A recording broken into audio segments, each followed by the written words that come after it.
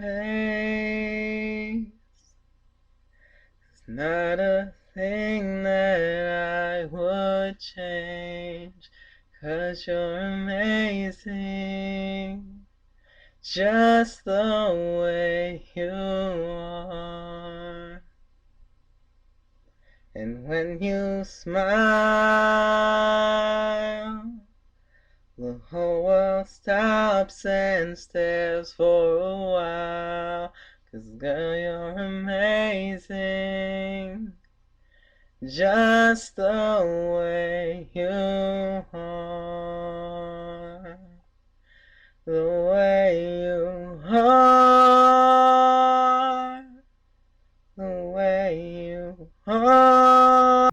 Over the course of the past decade and a half, there has been an increase in our use of the word cringe, especially among young people, and especially among people on the internet, and especially of young people uploading their IRL experiences on the internet. Hello, this is Dog. I don't think dogs say hello, they go bark. It's a meme, you dip. Okay. No. Why are you being so You rude? are such a dipshit. No, I'm not. Do you not know the popular culture of the internet? Yes, I actually do, but I've Then never... you know the hello, yes, this is Dog meme. No, I don't. Words come and go. For example, no one uses the word cattywampus anymore, which means askew, crooked, diagonal, or misaligned. The term was relegated to the mid-1800s in the southern United States, particularly Appalachia, but since then has faded off into word purgatory. Perhaps we should revive it just because of the way it sounds. Cattywampus. It sounds like a word a carpenter would use for a gross abstract fetish. Fast forward beyond the 1800s and we get the rise of the internet. And as we can see from our Google ad searches that words come and go. Phrases like "Yas Queen" may have sounded cool if you were a 16-year-old girl in 2019, but anyone who would use that phrase today deserves public banishment. The word cringe, however, has had staying power, which, as I pointed out in my last video, A History of Stupid YouTube Fads, is a sign of a trend rather than a fad. Trends have staying power, and staying power is usually a sign of greater substance, even if the concept of that substance is exuded by instances like this. Jay, I wonder what the kids are watching today. What is that? Good God. The definition of cringe originally was used to refer to, well, recoiling in disgust. This basic definition refers to the physical response, the one you would have to someone being covered in, say, literal shit. I'm Steve-O, and this is the Poo Cocktail Supreme. But that is just a physical response, again. Granted, one attached to an emotion. Disgust. Disgust is an emotion tied to our evolutionary desire to avoid getting sick. That is why we're disgusted by vomit, cockroaches, rats, garbage, EDP-445, sewage, and feces. Yeah, I just took a mean-ass shit in Chipotle, and I've been holding this shit for almost, 15, 16 hours, and I used so much tissue to wipe my ass with, when I flushed the toilet, it didn't go all the way the fuck down. Cringe in its modern use takes a bit more of a complex and social angle. It's usually a reaction to an embarrassing social interaction starring ourselves or someone else, which produces a similar physical response to how you'd react to a whip spider trying to give you a hug. Speaking of whip spiders, can animals cringe? Well, probably not. Animals can sense disgust to keep them from getting sick, although the eating habits of dogs would say otherwise. Animals can also engage in displays of fear and subservience in social settings, particularly when they're lower on the hierarchy.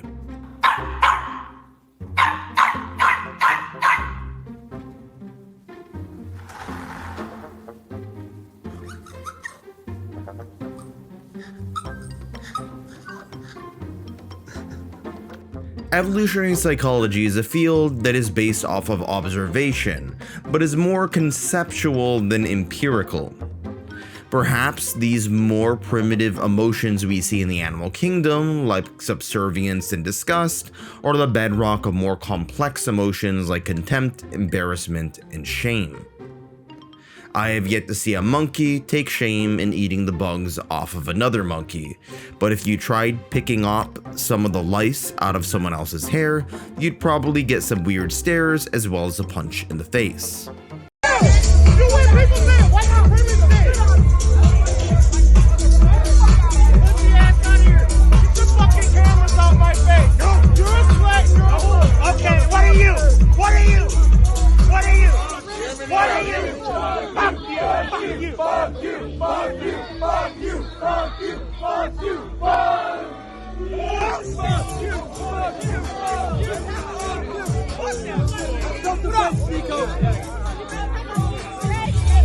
Now, we all have memories of our own behavior, particularly in our childhood and adolescence, that made us cringe. We also have memories of other people who made us cringe. While our own propensity to produce cringe is usually an exclusively painful experience, the ability to feel cringe at someone else's actions, especially someone who you are not emotionally attached to, can oftentimes be a weird mixture of discomfort and amusement. I hate remembering the stupid shit I did and said as a teenager, but I kind of enjoy watching videos of other teenagers making ass clowns of themselves. It's a meme, you dip. Schadenfreude, which I'm mispronouncing, is a German loanword describing the pleasure or joy derived from witnessing the misfortunes, failures, or pain of others. It's a rather complex emotion, oftentimes linked to rivalry, perceived injustice, or social comparison. This can be justified or unjustified depending on the situation. In the best case scenario, it can be a form of karma or poetic justice, such as, Epstein hanging himself. In other cases, it can be based off of envy, of a far more successful person struggling, as opposed to you who's just a sore loser who's taking joy at that more impressive person struggling. In my favorite case, it just involves someone purely making an ass out of themselves for my own amusement. Old media had quite a lot of cringe to offer, primarily on purpose, given the executive gatekeeping. Andy Kaufman was a performer who was oftentimes referred to as an anti-comedian. He was primarily known for his awkward performances, which were uncomfortably funny, despite him claiming that they weren't really meant to be funny. Toilet paper. Calls us rednecks, said we don't take showers, don't know how to brush our teeth. If you don't like my house, stay out of it. And I'm telling you, we'd walk down the street and people would want to swing at him. It is sold. All you got to do is buy it and use it. Now, you people should use it, and I'll tell you, I guarantee you that will stop the foul smell. It will bring the smell up to a level so that at least the air in the South will be almost breathable. If I saw that guy walking down the street right now, I'd just... Sacha Baron Cohen is a comedian who has mastered the art of cringe comedy through his use of utterly absurd characters like Ali G. Ali G was a white wannabe gangster who had the IQ of cement mixture, who nonetheless interviews renowned intellectuals. When you arrived on the moon, was the people who lived there very friendly, or was they scared of you? There was absolutely no thought of encountering any living being whatsoever. Do you think man will ever walk on the sun? No. The sun is too hot. It is not a good place to go to. What happens if they went in winter when the sun is cold? This was followed by his most famous character of all, Borat, a Kazakh journalist with a hatred of Jews and gypsies, but a love for procreation. I like you. I like sex.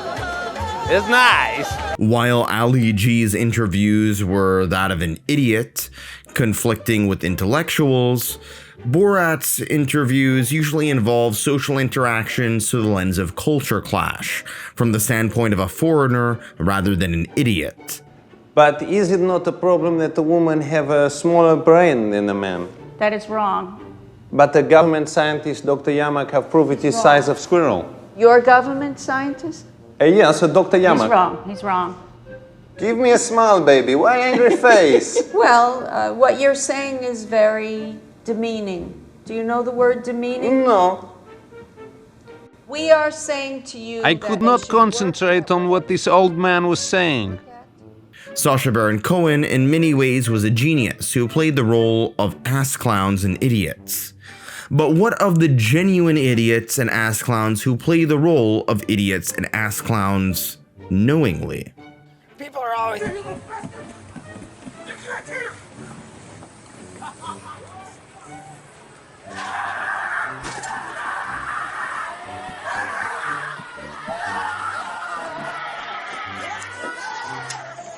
Before the rise of social media, we also saw plenty of unintentional old media cringe, such as the 2004 Super Bowl halftime show mishap starring Justin Timberlake and Janet Jackson, along with a surprise appearance of one of Janet Jackson's mammary glands. There is still debate to this day if this incident was on purpose or on accident, but what is not up for debate is that it produced a great deal of cringe. Speaking of the 2004 Super Bowl mishap, many people at the time were desperately looking to see a snapshot of the fabled Janet Jackson nipple online. But at the time, there wasn't any major platform to upload videos. This high demand to see Janet Jackson's tit without the supply of videos showing her tit would be one of the many reasons why the online dating platform would turn into a video sharing platform. That website in question would be an obscure one by the name of YouTube. I'm not sure if you've ever heard of it, but you're watching it right now. And oh boy, the ability to broadcast yourself would result in a motherload of cringe. One of the earliest examples of this was an old school viral video called Star Wars Kid. The video in question was not meant to be shared by the overweight teenager from Quebec by the name of Mr. Raza.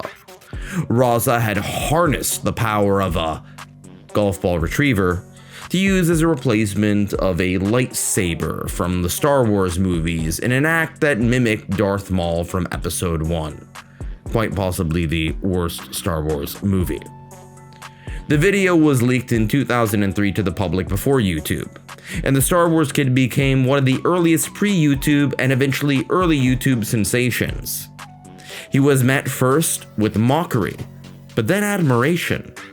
Raza would use this opportunity to speak out against the effects of online bullying, and eventually got an apology from the person who would upload the video in public. If you want to learn more, check out the documentary Star Wars Kid: The Rise of Digital Shadows. Keep in mind that the early to mid 2000s was a time when we were transitioning away from geek culture being stigmatized to geek culture being the norm, with the rise of tech giants, Marvel movies, and video games. But that didn't mean that the stigma was completely gone. If anything, we saw the rise of internet geek culture cringe, with the rise of adult male fan bases like that of My Little Pony and Bronies. Speaking of grown men dressing up in animal costumes, another major internet cringe factory was Cool Cat, played by aspiring children's entertainer and former male stripper Derek Savage. After a life of shaking his bulge for cash at bachelorette parties, Mr. Savage sought a more wholesome life of producing independent family films about an orange cat who teaches kids about bullying and gun safety.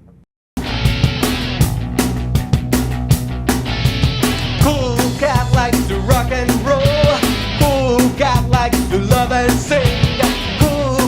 likes to boogie boogie boo? Who that likes to love you?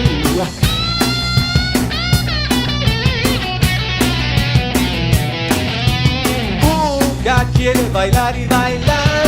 Who quiere tocar la guitarra? Who va rock and roll? Who se va a mover? Savage was frequently mocked as a cringe lord, and this would devolve into numerous copyright troll instances. The criticism of his quote-unquote art didn't stop him from producing other works of genius such as Cool Cat Fights Coronavirus and Cool Cat Stops School Shootings. Then came YouTube pranksters who produced purposeful cringe from filming bizarre divergences from everyday interactions. Some of these pranks were genuine. These usually involved farting nearby black people.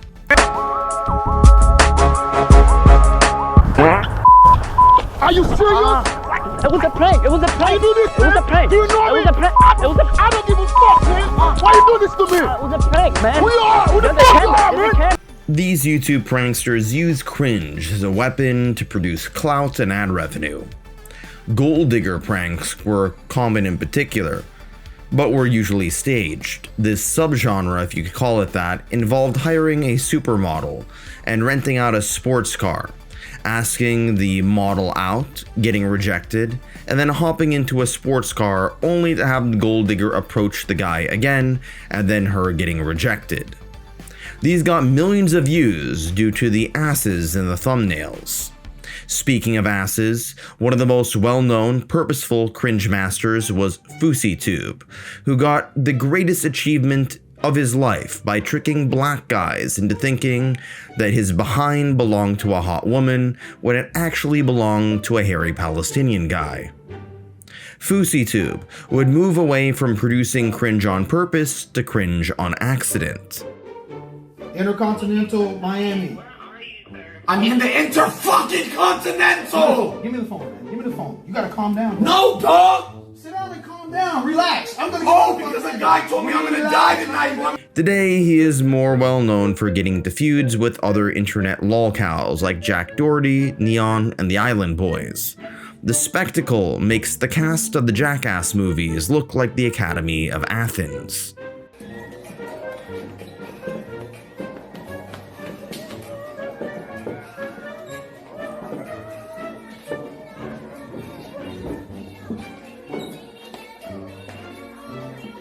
Fousey would then produce more cringe with his entry into the music industry.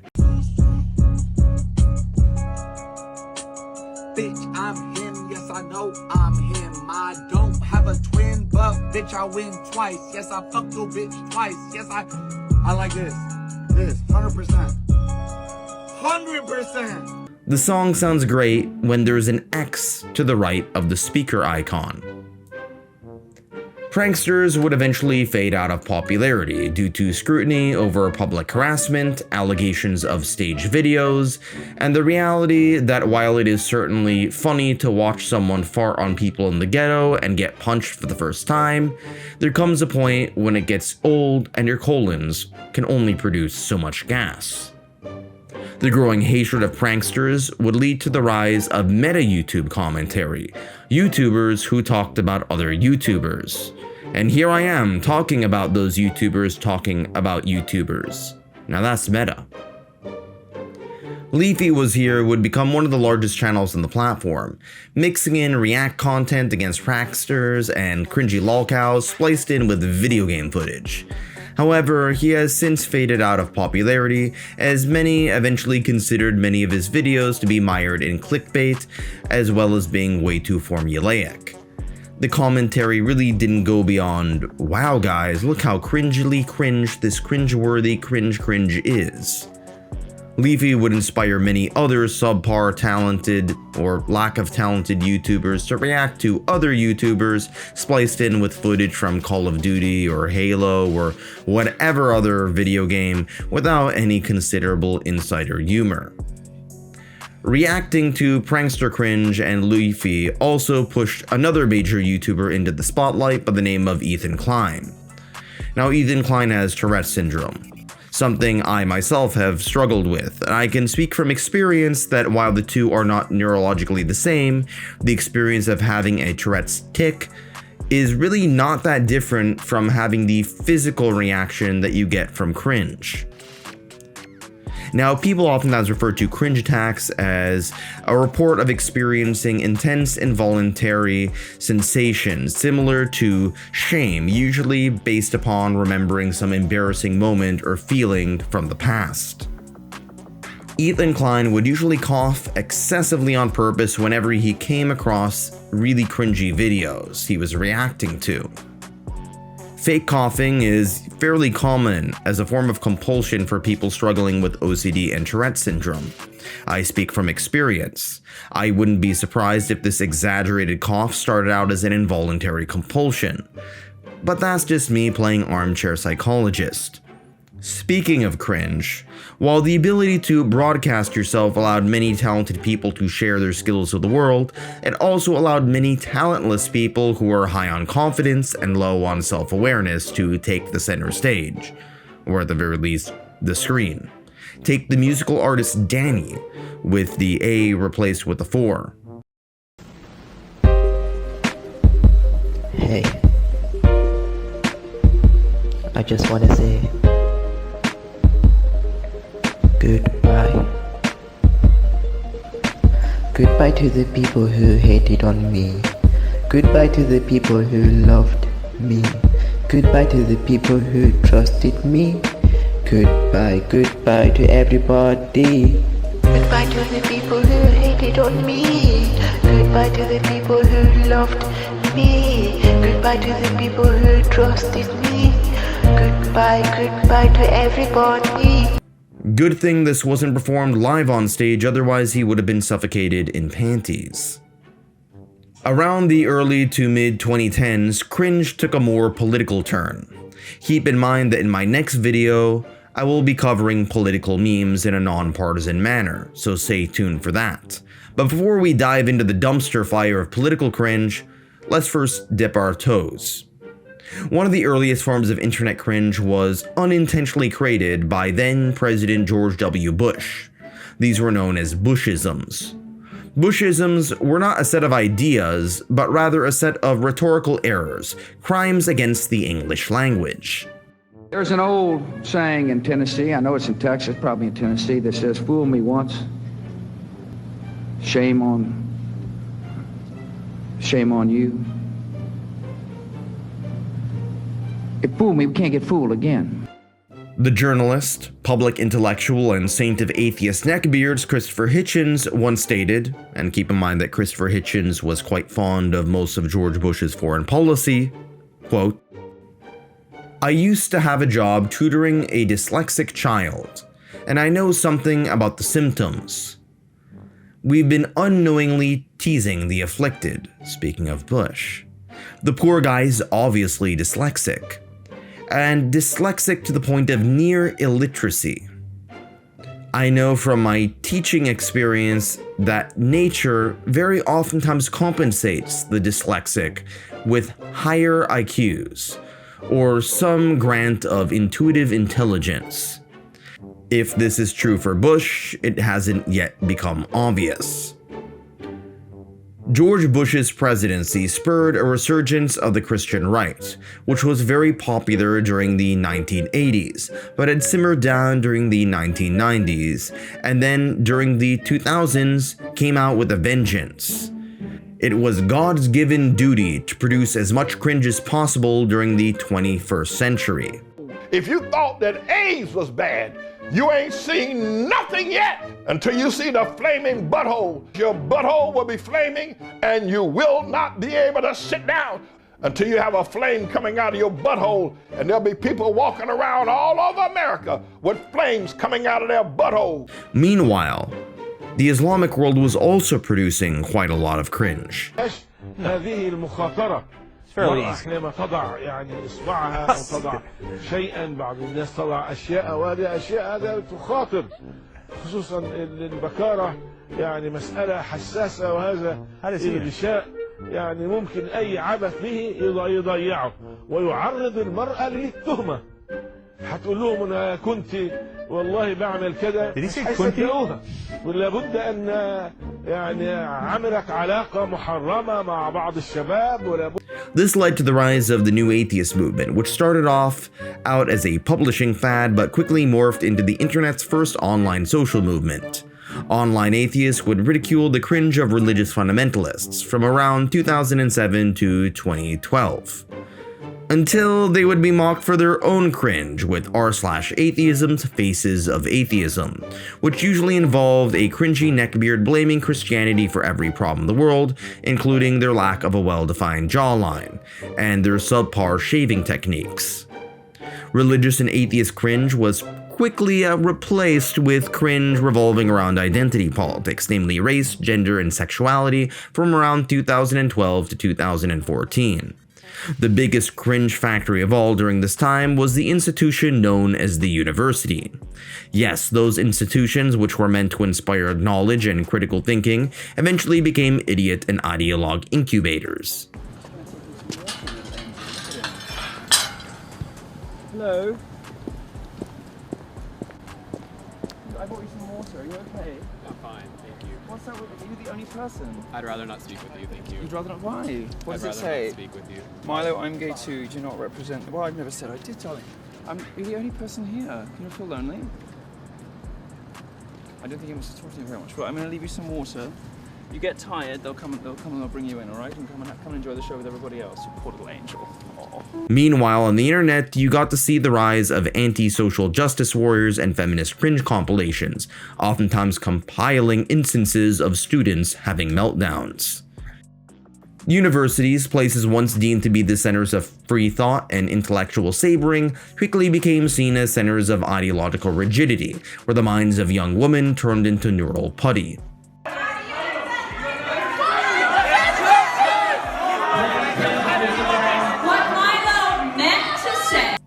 Speaking of young female activists becoming cringe factories, let's move on to Greta Thunberg, who came to fame or shame with a viral speech at the UN Climate Action Summit. How dare you? To some, she was an icon, a heroine in the face of neoliberal capitalist world order's destruction of all the beasts on the earth and fishes of the sea. And to others, she was an example of a smug, hyper-moralizing young woman who mistakes Instagram likes for insight. At the time, left-wing and left-of-center content became the primary source of cringe. I don't know who created Pokemon Go, but I'm trying to figure out how we get them to have Pokemon go to the polls. This was unthinkable during the 2000s when you had the Christian right blaming gay pride parades for hurricanes. But the unending clips of leftist university students soiling themselves over the prospect of listening to someone they disagreed with changed all of this from around 2014 to 2016. Zombies! Oh, we should film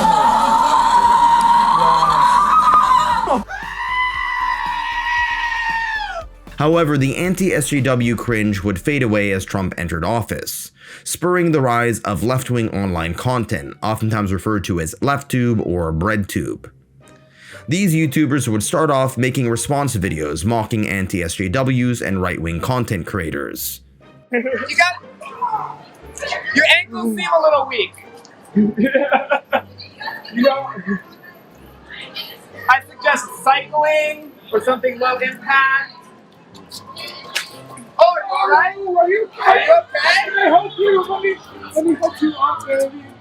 Oh, come on. Oh, where are you staying in town? Tell me what hotel. I can find you there. I can find you there. Beautiful motherfuckers. They dominated the scene from around 2018 to 2020. When Donald Trump lost the election, there was a brief spurt of left-wing content referred to as right-wing cope. How many do you have left to count? As I mentioned, we are not prepared to give that number now. The Biden crime family stealing the election! The media's covering it up! The Biden crime family stealing this election! The media's covering it up! The Biden crime family stealing this election! The The media's covering up. We want our freedom for the world. Give us our freedom, Joe Biden. Joe Biden's covering up this election. He's stealing it. My favorite figure of this period was the Qanon Queen, a Filipina Canadian who became an icon of the sovereign citizens movement and has proclaimed herself to be the quote-unquote Queen of Canada. To my knowledge, her royalty has yet to be recognized by anyone outside of her cult. Speaking of old women who have a very high opinion of themselves, the Karen meme, mocking the behavior of middle-aged white women, would become another fountain of cringe, as a backlash against the excesses of the Me Too movement came out in full force. Meanwhile, the QAnon Queen would rise into even more prominence as a result of a backlash against vaccine mandates at the height of the pandemic. This combination of COVID and Karens would result in mask Karens. I'm not playing your game. This over.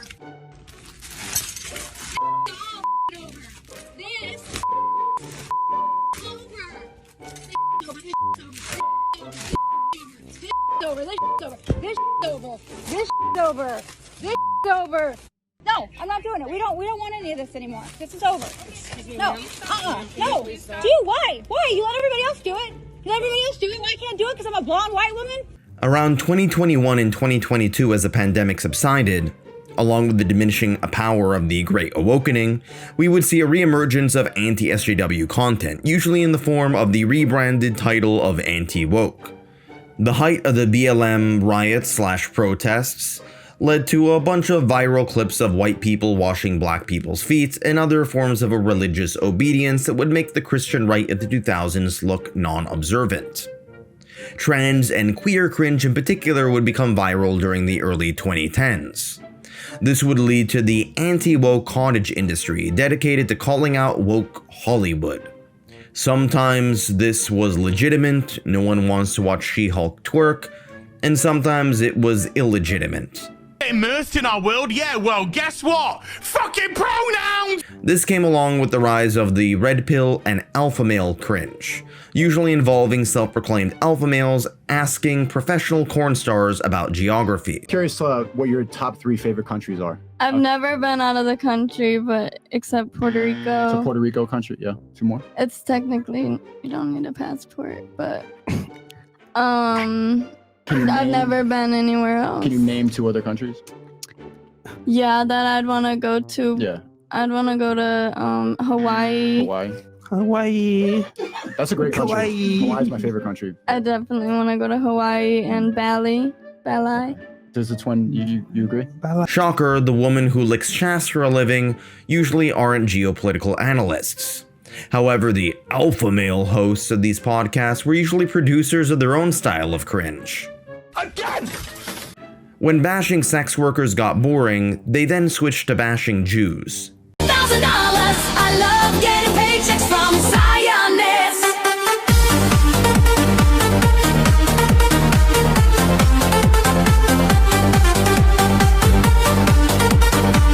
I love getting paychecks from Zionists.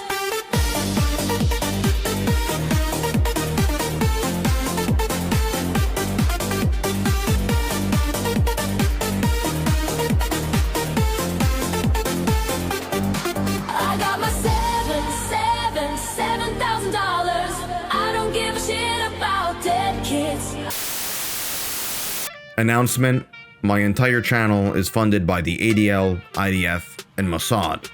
The primary purpose of this channel is to make sure that you support the Zionist world domination. Whether you like it or not, you will be forced to visit a Jewish deli, and you will be forced to eat chopped liver.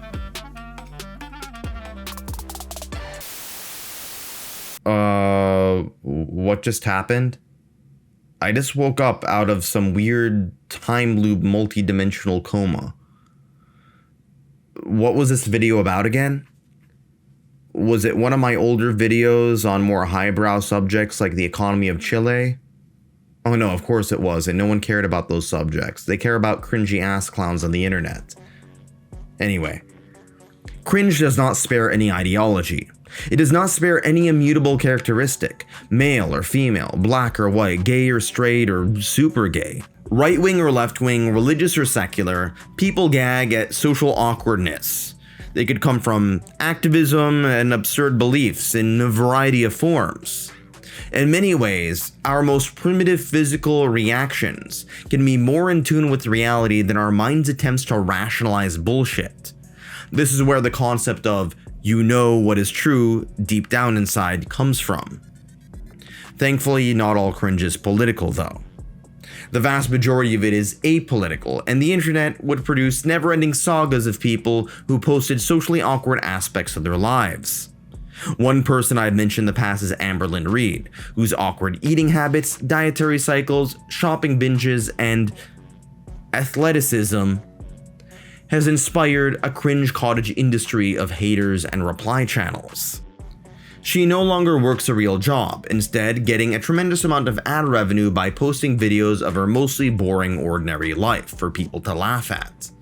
The mediocrity of the content in and of itself is cringe-worthy.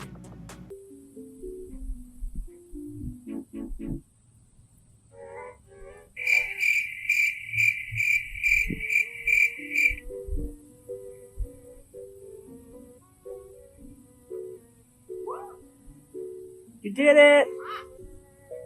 Yes, yes it is.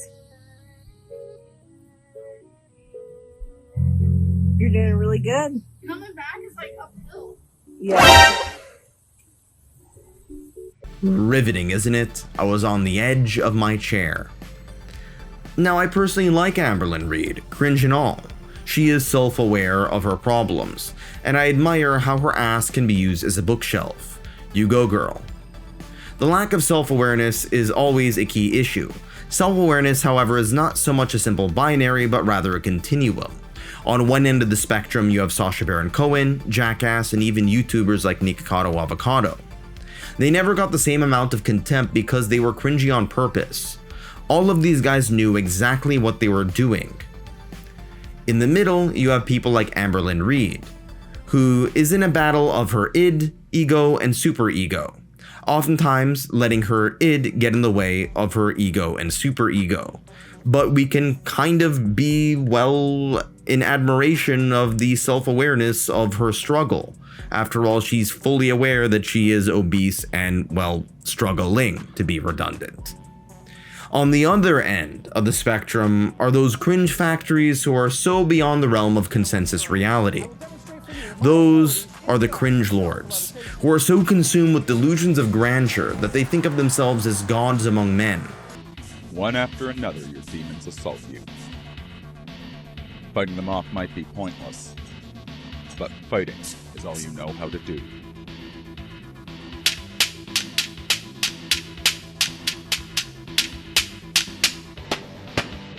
You weren't built for a world like this. You weren't built for a world of luxury. Your ancestor is the caveman who triumphed over the other and embraced the blood of heroes that runs through your veins. But even this battle's ultimately hopeless. Struggle as you will, and achieve what you might. You'll never escape yourself. Today, there are Reddit cringe communities, livestream fails, and cringe compilations, a true cringe economy. You can judge the supply all you want, but it is a product of the demand. But why do we demand so many cornucopias of cringe? After all, cringe is uncomfortable to watch. But what I have learned is that the realms of pleasure and pain are not mutually exclusive. Lifting heavy weights is painful and pleasurable, as is raising a pet or a child, as is trying out various types of hot sauce or engaging in masochistic fetishes. Oh, yeah. All right. Perhaps the reason why we long for cringe so much is that watching the cringe of others distracts us from the cringe we produce ourselves. We are all consumers of cringe, but at certain points of our lives, we are also the producers of cringe as well.